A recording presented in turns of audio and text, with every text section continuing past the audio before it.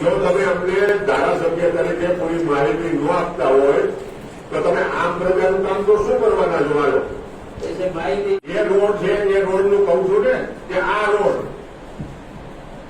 જ્યાંથી દેરાળાનો રોડ મેં તમને વારંવાર કીધું કે આના ઉપર તમે કાર્યવાહી કરો, એને નોટિસ આપો અને એને બ્લેક લિસ્ટમાં મૂકો. શું કામ નથી મૂકતા ભાઈ?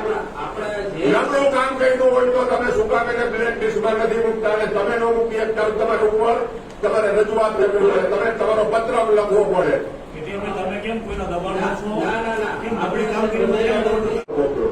આમની નબળી કામગીરી છે અને આ કર્મચારી અહીં ચાલે એમ નથી, એની કાર્યવાહી કરો. આ બોર્ડમાં અધ્યક્ષતાને જ લ્યો. આવી રીતે ન ચાલે. જો ધારાસભ્યને જો પૂરતી માહિતી અને સમયસર ન દેતા હોય તો અમે કઈ મંજીરા વગાડવા તો આવ્યા નથી. લોકોના પ્રશ્ન છે, લોકોના પ્રશ્ન અમારે ઉઠાવવાના છે.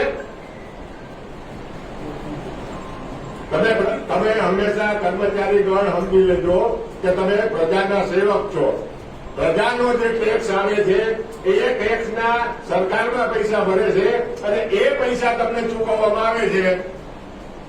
એટલે તમે લોકોને જે પણ હરેક ઓફિસની વાત કરું છું સમજી લેજો. જે કે નાના માણસો, મેં સર્કુલરમાં કીધું કે નાના માણસો ઉપર ધ્યાન આપો. તમે પૈસાવાળા માણસો તો ટેબલ ઉપર વજન મૂકી અને કામ કરી લેવાના છે. ખાસ નાના માણસો ઉપર મને ખ્યાલ છે ભાઈ આ બધું નીચેનો વહીવટ હાલે છે, નથી વહીવટ હાલતો એવું ન માનતા.